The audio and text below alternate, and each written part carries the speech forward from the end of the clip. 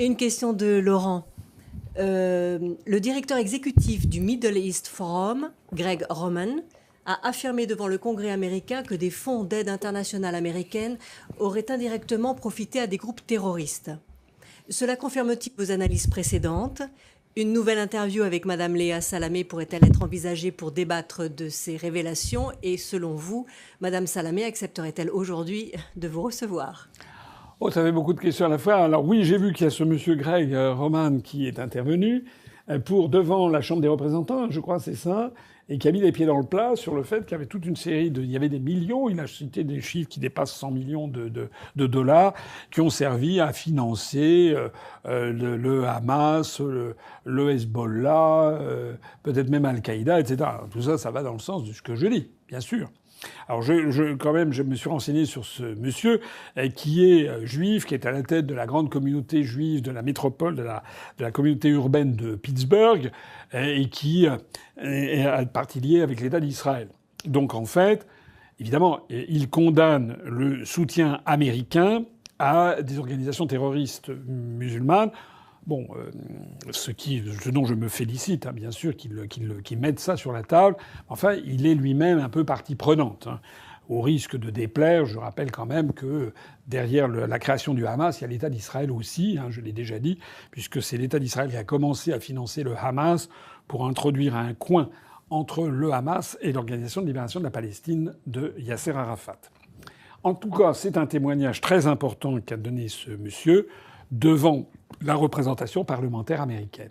Et effectivement, comme vous le dites, ça confirme, j'ai pas de mérite, il y en a bien d'autres, pas bien d'autres, mais il y a d'autres observateurs, des gens honnêtes et fiables qui l'ont dit, les États-Unis sont quand même le foyer numéro 1 de purulence du terrorisme mondial. Parce qu'à chaque fois que l'on creuse un petit peu sur les finances et qu'il y a derrière les actions terroristes, que ce soit les frères musulmans, que ce soit le Hamas, le Hezbollah, Al-Qaïda, Daesh, ISIS, etc., on retrouve en fait qui? On retrouve les États-Unis d'Amérique, le MI6 britannique et le Mossad israélien, qui en est un peu comment dirais-je, l'ombre portée. Mais au bout du compte, c'est quand même bien toujours et avant tout les États-Unis d'Amérique. Hein. Je rappelle quand même que c'est les États-Unis qui ont créé l'Arabie saoudite, c'est les États-Unis et les Britanniques qui ont financé les frères musulmans, etc., etc. On ne trouve jamais de mouvements terroristes qui soient financés, enfin je ne crois pas, par la Chine, par la Russie. Pourtant, Dieu sait si on nous dit les pique-pendre des Russes, par le Brésil, par l'Inde, par Madagascar, le Paraguay ou la Nouvelle-Zélande. Hein. C'est toujours, en fait, les mêmes qui sont... Alors maintenant, il y a un nouvel acteur quand même. Il y a également les Européens, l'Union européenne, qui s'est mis aussi à financer. Il y a eu toute une série de scandales récemment. D'ailleurs, vous l'avez vu à la Commission européenne, où il y a eu, on finance des organisations qui sont très proches des frères musulmans. Alors, j'ai regardé un petit peu ce qu'avait dit M. Roman là devant parce que c'est quand même sensationnel ce qu'il a dit. Enfin, je veux dire, d'ailleurs, les médias n'en parlent pas. Hein, c'est quand même toujours la même histoire. Hein, donc d'ailleurs, aussi ceux qui sont là les premiers à taper en France, à cracher tout le temps sur les musulmans, sur les arabes, etc. Hein, Monsieur Zemmour, qui passe son temps à déverser son fiel là-dessus. Pourquoi est-ce que je n'ai jamais, moi, entendu Monsieur Zemmour ou Madame Knafo ou Monsieur Damien Rieu qui s'est fait un nom sur le sujet, ou Monsieur Jean Messia, pourquoi jamais il n'explique que derrière les actes terroristes, ce sont les États-Unis d'Amérique ou éventuellement le MI6 qui est derrière tout ça? Pourquoi il n'explique jamais que le monde musulman a pu évoluer, avait évolué, notamment sous la bienfaisante influence française, que ce soit par exemple avec la Turquie d'Atatürk, que ce soit les régimes laïques partis basses en Syrie et en Irak, même si c'était pas effectivement des grands démocrates, mais ce sont des pays qui étaient entrés dans la modernité, de même d'ailleurs que l'Égypte de Nasser, de même que ce socialisme qui avait d'ailleurs été promu pas seulement par la France, mais par l'Union soviétique quand même. Et puis qui est-ce qui a Qui est-ce qui a lancé le djihad à partir de 1979? Les États-Unis d'Amérique, après l'invasion de l'Afghanistan par l'Union soviétique.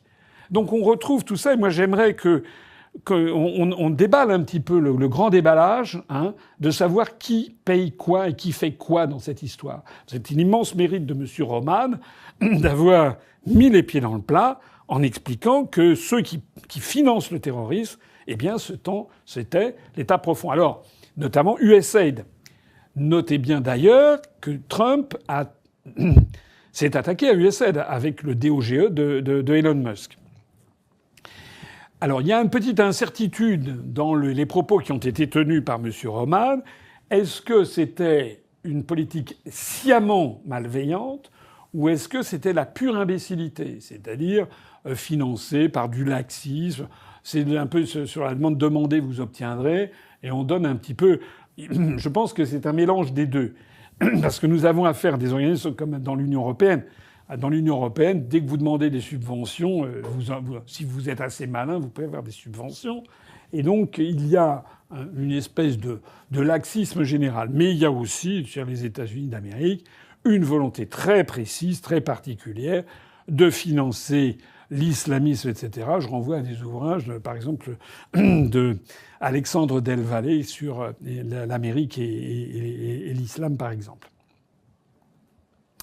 Et donc, c'était quoi la dernière question? Ah oui, Madame Léa Salamé, oui, bon, ça, je veux bien. Mais moi, allez le lui demander, hein, parce que il faut qu'il y ait un certain nombre de gens qui écrivent à Madame Léa Salamé.